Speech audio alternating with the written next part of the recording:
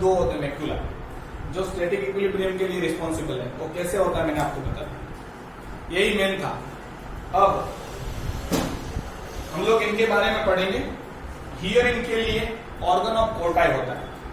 I think so. अब इसको मैं मिटा रहा हूं। ये देखो स्पाइरल शेप में है।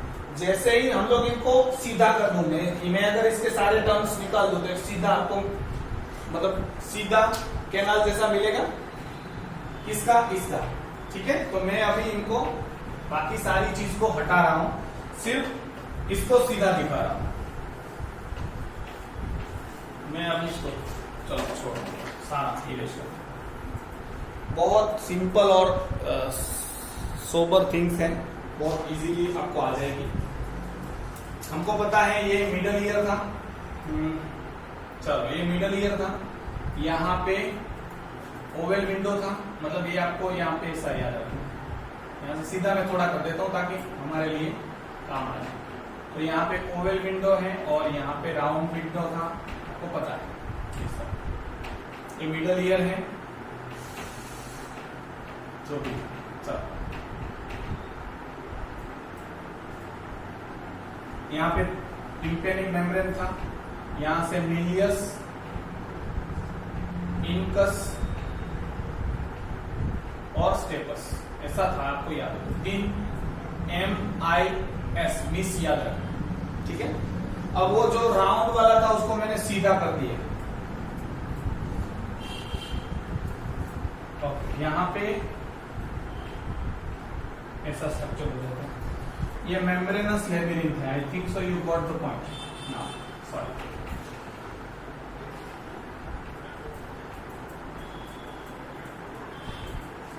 आया समझ में? अब वो जो राउंड था उसको मैंने सीधा कर दिया, स्ट्रेट। अब देखो जो भी होगा मैं बताएंगे। ये जो है आपको पता है, ये जो था मेम्ब्रेनस लेबिरिंथ है। ठीक है। ये 2 मेम्ब्रेन है। ऊपर वाली मेम्ब्रेन को मैं, इसको हम लोग रीजनर्स मेम्ब्रेन बोलते हैं। स्पेलिंग जरा देख ले, रीजनर्स मेम्ब्रेन। ये नीचे वाली है उसको हम लोग बेजिलर्स मेम्ब्रेन बोलते हैं, बेजिलर्स। ठीक है। इसके अंदर जो फ्लूइड था मैंने आपको बताया, इसके अंदर जो फ्लूइड था ऊपर और नीचे, इसको हम लोगों ने क्या नाम दिया था? पेरिलिन। Very good. बीच वाला जो था, मतलब बीच वाला जो है उसको हम लोग क्या नाम देते हैं? चलो मैं और रेड कलर से बताता हूं। ये तो जो था उसको हम लोग क्या नाम दिया था? फ्लूइड ही है, एंडोलिन। ठीक है। ऊपर वाले पार्ट को हम लोग बोलते हैं स्केला वेस्टिबुलाई। क्यों? क्योंकि इसके ऊपर वेस्टिबुल था, याद होगा, यूट्रिकुलस एंड सेक्युलस, इसलिए स्केला वेस्टिबुलाई। बीच वाले पार्ट को हम लोग बोलते हैं स्केला मीडिया, क्योंकि बीच में। और नीचे वाले पार्ट को हम लोग बोलते हैं स्केला टिम्पेनी। टिम्पेनी, ये वो टिम्पेनम नहीं है, टिम्पेनिक मेम्ब्रेन। वहां पे टिम्पेनिक या टिम्पेनम, यहाँ पे टिम्पेनी। ठीक है। ये सारी चीजें आपको समझ में आई होगी अब तक। अब हम लोग क्या करते हैं, यहां से मैं कट करूंगा और मैं सामने से देखूंगा, मतलब इस साइड से देखूंगा तो मुझे कैसा दिखाई देगा, क्योंकि ये गोल गोल होता है ना। तो हम लोग उनको, मैं यहाँ पे रिप्रेजेंट करने की कोशिश करता हूँ इनको। अगला ऐसा होगा। ठीक है। Organ of okay. तो आपको पता है ये 3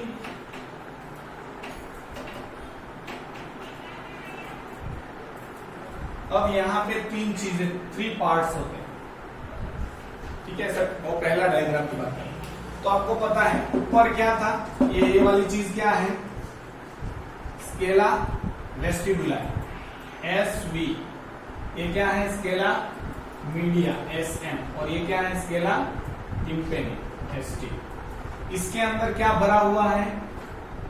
पेरिलियम। इसके अंदर भी क्या भरा हुआ है? पेरिलियम। याद हो तो ये इसका एक कट सेक्शन है, ऊपर वाला पार्ट, बीच वाला पार्ट और लास्ट वाला पार्ट। ये क्या है? इसमें क्या भरा हुआ है? एंडोलिन। मैं इसको अलग कलर से दिखा रहा हूं। बहुत सिंपल है ये आपके लिए और मेरे लिए भी। अब देखो ये मेन पार्ट है। ये कौन सी मेम्ब्रेन है? ऊपर वाली मेम्ब्रेन रीजनस मेम्ब्रेन RM, ये वाली कौन सी मेम्ब्रेन है? Bacillus membrane. बेसिलस मेम्ब्रेन के ऊपर बहुत सारे ऑडिटरी सेल होते हैं। फॉर एग्जांपल ये उसका साइटोन है और ये इसका एक्सॉन है, और मैंने यहाँ पे 5-10 ही मेरे पे तो 5 ही रिप्रेजेंट कर पाया, 5-6 नहीं होते, they are in a cluster, millions of cell होते हैं। इसके ऊपर एक ऐसा स्ट्रक्चर होता है, इसको टेक्टोरियल प्लेट बोलते हैं, टेक्टोरियल प्लेट। ठीक है, आई थिंक सो स्ट्रक्चर समझ में आया होगा। Scala media, sorry scala vestibuli, scala media, scala tympanum, perilymph, endolymph, perilymph, Reissner's membrane, basilar membrane, इनका स्ट्रक्चर मैंने यहां दिखाया। अब देखो, बाहर से साउंड वेव्स जैसे ही आती है तो अंदर का ear drum that is tympanic membrane vibrate होगी। जैसे वाइब्रेट होगी तो उसके साथ लगा हुआ मिलियस वाइब्रेट होगा, मिलियस के साथ इनकस, इनकस के साथ stapes. Now this 3 bone, malleus, incus, stapes, जिनको हम लोग ईयर ऑसिकल कहते हैं, दे कैन मैग्नीफाई और amplify the vibration up to the 10,000 time. तो जो वाइब्रेट ये हो रही थी उससे 10,000 गुना ज्यादा ये वाइब्रेट होगा। आप सोच सकते हो कितना एम्पलीफिकेशन। अब आपको पता है ये ओवल विंडो है, ये ऊपर वाला ओवल विंडो है और ये स्टेपस है। जैसे ही वाइब्रेट होगा तो ये इसके ऊपर टैप करेगा, टैप की वजह से क्या होगा, इसके अंदर का लिक्विड हिलेगा। तो ये पूरा लिक्विड हिलेगा, मतलब ये वाला लिक्विड हिलेगा तो रीजनस मेम्ब्रेन भी हिलेगी, रीजनस मेम्ब्रेन भी हिलेगी, तो इसके अंदर का मतलब मीडिया, स्केला मीडिया का भी लिप हिलेगा। दैट इन टर्न्स नीचे का जो स्केला टिम्पेनी है उसका भी लिक्विड हिलेगा। दूसरा, यहाँ वाइब्रेशन है वो धीरे धीरे धीरे धीरे करके नीचे भी आएगा, लेकिन उसका कम हो जाएगा।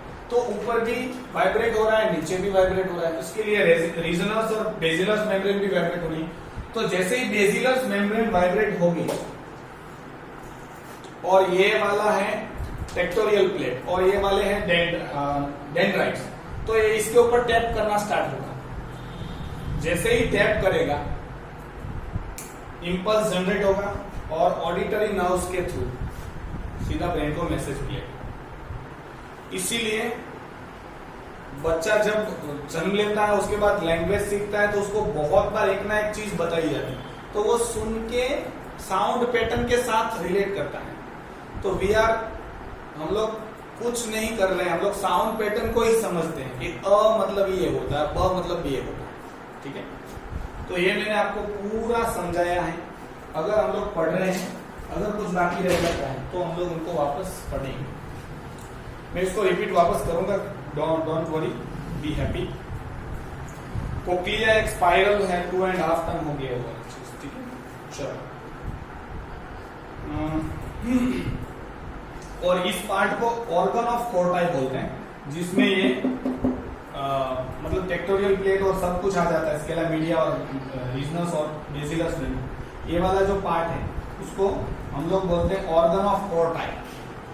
ठीक है, सेंसरी हेयर सेल्स हैं, टेक्टोरियल प्लेट हैं, मेम्ब्रेन है, टनल फाइबर। तो आपको पूछेंगे हियरिंग के लिए कौन रिस्पॉन्सिबल है, तो ऑर्गन ऑफ कोर्टाई, ये चीज याद है। इन सारी चीज को ऑर्गन ऑफ कोर्टाई बोलते हैं सब। यहाँ पे रिसेप्टर सेल है विच ट्रांस वाइब्रेशन को नर्व इंपल्स में कन्वर्ट करके भेजते हैं, ये भी हम लोगों ने कर दिया था। चलो अभी फंक्शन की तरफ जाते हैं लास्ट में। Hearing, sound waves enter the outer ear and strike the tympanic membrane setting it to the vibration. तो साउंड वाइब्रेशन जैसे यहाँ पे आती है तो ये पिना है, साउंड वेव्स को कलेक्ट करके डायरेक्टेड करता है towards the auditory canal, auditory canal towards the tympanic membrane. Tympanic membrane के साथ जैसे ही वाइब्रेशन टकराएंगे साउंड वेव्स तो ये वाइब्रेट करेगा, सेटिंग इट वाइब्रेशन।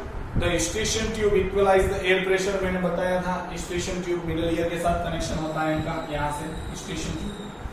ठीक है, यहाँ तक आता है। Air pressure on the either side ear drum के साथ वो मतलब इक्वलाइज कर देगा प्रेशर ताकि वाइब्रेट इजीली हो सके।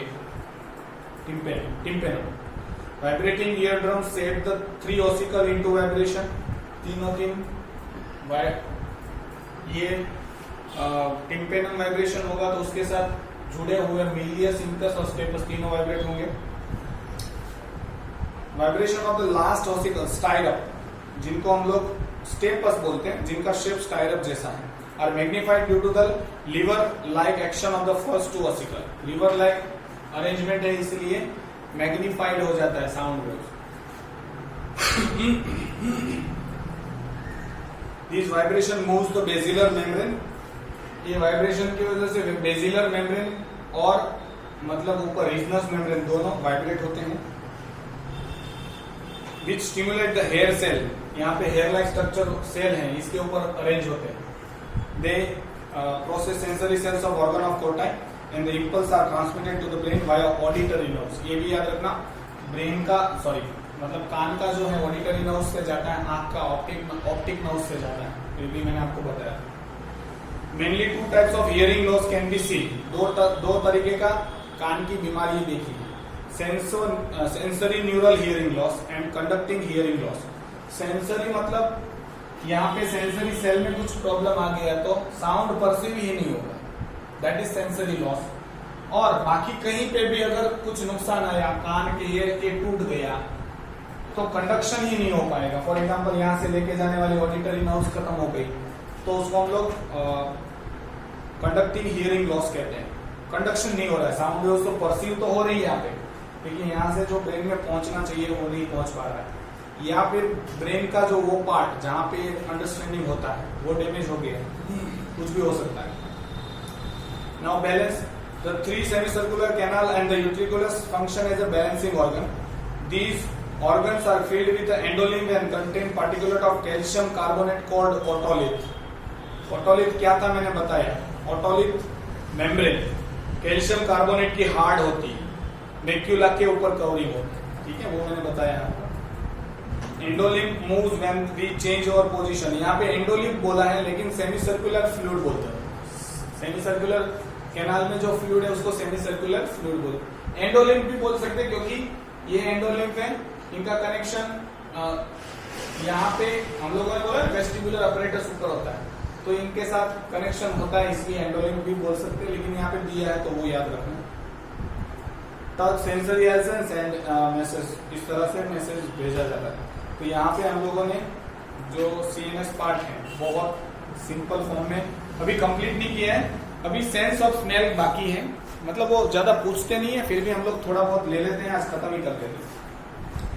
Sense of smell, the sense of smell lies in the mucus of upper nasal chamber called the olfactory epithelium. तो यहाँ पे कुछ सेल होते हैं नाक के अंदर, ठीक है, जिनको हम लोग बाउमेन्स ग्लैंड बोलते हैं। बाउमेन्स कैप्सूल अलग चीज है, वो एक्सक्रीटरी सिस्टम वाला अलग। यहाँ पे ग्लैंड होती है जो सिक्रीशन सिक्रीट करती है, उसमें हवा जाके डिजोल्व हो जाएगी, तब जाके मैसेज ऑल्फैक्टरी लॉब्स में जाएगा और ऑल्फैक्टरी लॉब से ब्रेन में जाएगा। स्टिमुलाई इसको स्टिमुलस मिलता है from the cells are carried to the brain by olfactory nerves. तो नाक का जो भी स्मेल का है वो है olfactory nerves. The sense cells for smell have hair like projection which respond to the particle dissolve in the mucus secretion of the nose. नाक के अंदर म्यूकस आता है एंड म्यूकस के साथ मैंने अभी बोला आपको बाउमेन्स ग्लैंड का सिक्रीशन होता है। इसमें हवा केमिकल के फॉर्म में डिसॉल्व होगी और फिर वहां के सेल इंपल्स जनरेट करेंगे।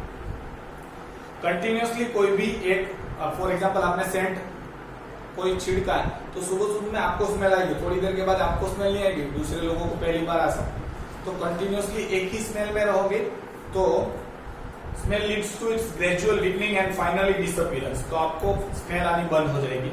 दिस ऑल्फैक्टरी एडेप्टेशन, ये एडेप्टेशन है due to the change the receptor and olfactory centre of the brain, क्योंकि कंटिन्यूअसली आपको तो वही स्मेल आ रही है तो आपका ब्रेन फिर स्टिमुलेट होना बंद हो जाता है, मतलब ये सेल एडेप्टेड हो जाता है, फिर वापस आ सकता है।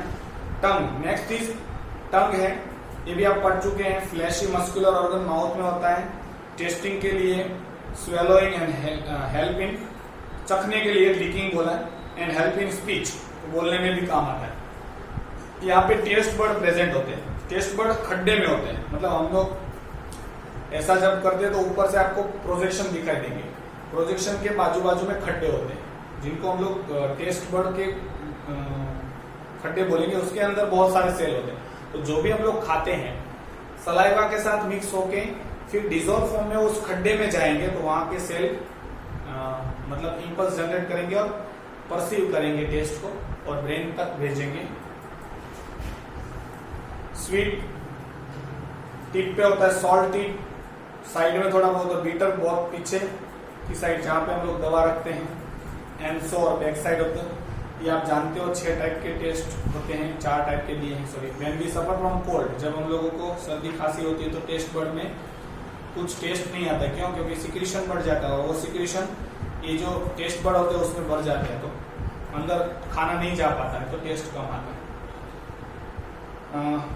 फंक्शन नॉर्मली होता है तो उनको स्मेल भी नहीं आती, क्योंकि उस वक्त ज्यादा सिक्रीशन होता है म्यूकस का, तो म्यूकस में हवा डिजोल्व नहीं हो पाती। वो केमिकल जो है, जो बाउमेंस ग्लैंड, जिनको हम लोग सूंघने की ग्लैंड बोलते हैं, उसके केमिकल सिक्रीट नहीं हो पाते, क्योंकि ऊपर किसका कवरिंग हो गया है? म्यूकस का। क्योंकि आपको पता है ड्यूरिंग कफ एंड कोल्ड आपका म्यूकस सिक्रीशन बढ़ जाए। तो touch and other miscellaneous senses हैं। Various nerve ending are present in different parts. पूरे स्किन में प्रेजेंट है। फिंगर टिप्स, लिप्स, यहाँ पे ज्यादा नर्व्स एंड ज्यादा होते हैं, इसलिए लोग अंधे लोग होते हैं उसके ऊपर हाथ रख के पढ़ सकते हैं। मतलब उसके लिए अलग लिपि है, ब्राइल लिपि, आपको पता है। तो सबसे ज्यादा सेंसिटिव पार्ट ये है, ठीक है, टिप ऑफ द फिंगर्स।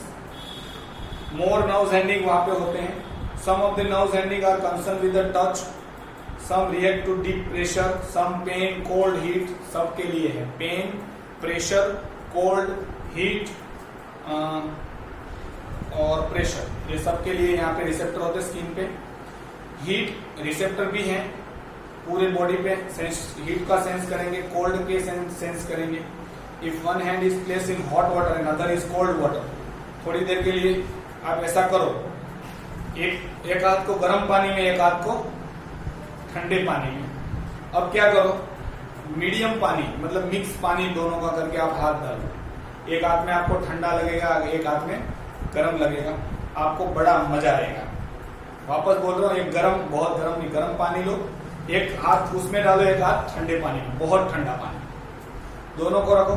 फिर मिक्स वाला पानी रखो। अब क्या होगा, जो ठंडे पानी में हाथ डाला था उसको मिक्स पानी में डालोगे तो गर्म फीलिंग रहेगी, और जो गर्म पानी में डाला था वो हाथ को मिक्स पानी में डालोगे तो ठंडा लगेगा। एक ही समय में, एक ही पानी में दोनों हाथ, अलग अलग सेंसेशन, और आपको बड़ा ताज्जुब होगा, बड़ा आश्चर्य हो जाएगा। The sense of hunger is due to the receptor in stomach wall. भूख की आपको पता है स्टमक वॉल में, स्टमक के अंदर कुछ रिसेप्टर होते हैं, वो बताते हैं भूख लगी है। Receptor for the sense of thirst are located in the pharynx, यहाँ पे होते हैं प्यास की। गले में थोड़ा पानी कम हो जाता है, सूखा हो जाता है तो तुरंत लगता है प्यास लगी। Sense of fatigue is located in the muscle, थकान, बहुत काम करने के बाद थक जाते हैं, that is fatigue. Apart from heat receptor, skin has receptor of pain, touch, vibration, pain, cold. Some of these are Pacinian corpuscles responsible for pressure के लिए Pacinian corpuscles है, Meisner's corpuscles touch के लिए हैं, Raffinus corpuscles heat के लिए हैं, root hair plexus respond to touch and Crocis corpuscles respond to the cold. तो ये कुछ रिसेप्टर के नाम हैं, जरा आप उनको 10 बार 15 बार पढ़ लेना तो तुरंत अपने आप याद रह जाते हैं। Thank you and have a nice day. So हम लोगों ने ये चैप्टर कंप्लीट किया, सबसे बड़ा चैप्टर था और सबसे ज्यादा वक्त मैंने लिया। Thank you very much.